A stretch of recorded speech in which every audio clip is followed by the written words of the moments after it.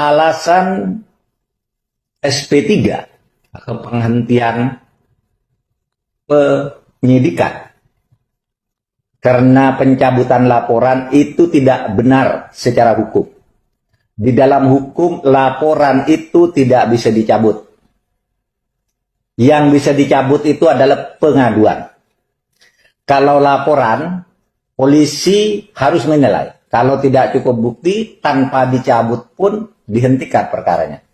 Tapi kalau cukup bukti, meskipun yang melapor menyatakan mencabut, maka perkara harus diteruskan. Beda dengan pengaduan yang itu berdasarkan delik aduan. Kalau pengaduan, begitu yang mengadu mencabut, maka perkara menjadi ditutup. Kemudian alasan bahwa pengeluaran SP3 berdasar restoratif justice, perdamaian antara pihak-pihak yang bersangkutan. Restoratif justice itu hanya berlaku untuk tindak pidana tertentu yang sifatnya ringan. Misalnya delik aduan. Ya.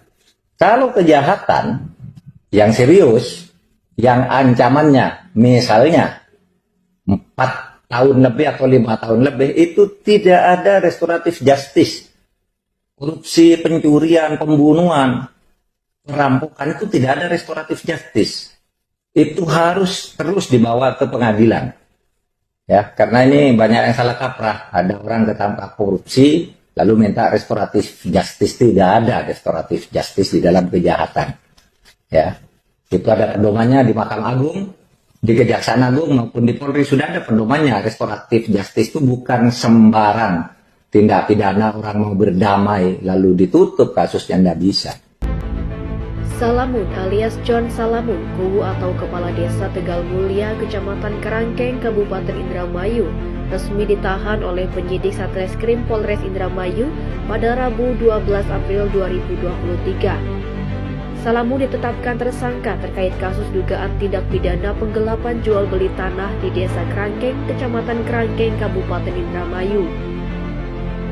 Korban Hajah Dewi Susanti, warga Blok Kubur RT 11 RW 04 Desa Kerangkeng, Kecamatan Kerangkeng, Kabupaten Indramayu, menceritakan kasus penggelapan bermula pada tahun 2018.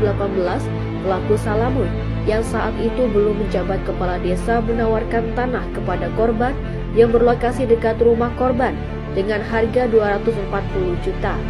Salamun diberi kuasa oleh pemilik tanah untuk menjual tanah tersebut kepada korban.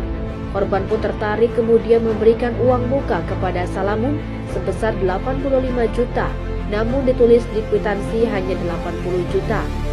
Ketika korban mau melakukan pelunasan tanah tersebut, korban menghubungi pemilik tanah bernama Nur Laila.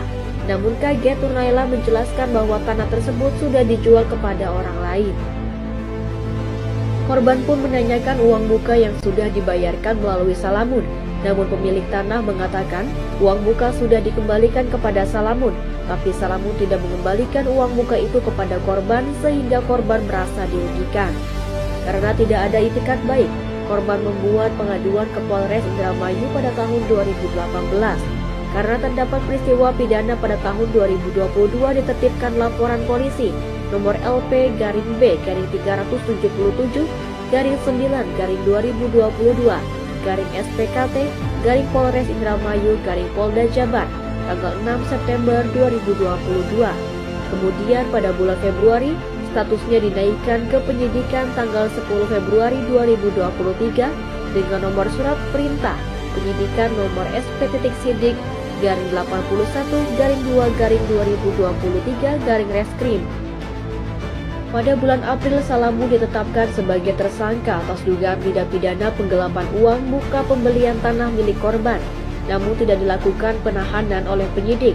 Korban pun protes kepada penyidik Polres Indramayu hingga kasus ini viral dan mendapat perhatian dari masyarakat dan praktisi hukum Tony RM. Akhirnya sekarang John sudah tersangka, tapi saya kecewa karena sudah tersangka tapi belum ditahan. Dengan alasan apa itu tidak ditahan? Ya, kurang tahu. Katanya ada yang menjaminkan siapa. Jadi harapan ibu nih sebagai korban apa Harapan saya ya mohon secepatnya tersangka itu ditangkap dan proses sesuai hukum. Rabu 12 Februari 2023, tersangka Salamun dipanggil kembali oleh penyidik dan langsung dilakukan penahanan di rutan Mapolres Indramayu. Sedikit tanggapannya. Sedikit tanggapannya. Sedikit aja, Pak. Mohon maaf rekan-rekan. Dalam pemeriksaan kasus apa ini, Pak? Transparansi Bapak kami butuhkan, Pak. Iya. Bisa ini ya. Iya. Nanti ketika insya Allah Sedikit aja dalam rangka undangan apa, Pak? untuk undangannya kita mungkin dah. Saya nggak bisa terlalu banyak ngomong. Oh, tentu ada tujuan, Pak. Entah itu Enggak maksudnya dapat undangan, dapat Ya undangan. menghadiri panggilan. Panggilan apa, Pak? Panggilan apa? Ya nantilah ada pengacara saya dan ini.